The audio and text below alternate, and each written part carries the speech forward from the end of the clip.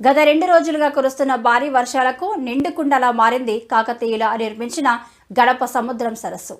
సరస్సు పూర్తి స్థాయిలో నీటి మట్టం 30 అడుగులు కాగా ప్రస్తుతం 27 అడుగులకు నీటి మట్టం చేరింది.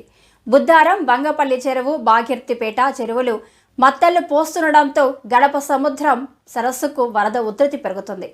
ప్రస్తుతం ఉన్న నీటి మట్టానికి మరో 3 అడుగుల నీరు చేరితే గడప సముద్రం మత్తడితో పరవళ్లు తొక్కుతుంది. దీంతో అధికారులు అప్రమత్తమయ్యారు.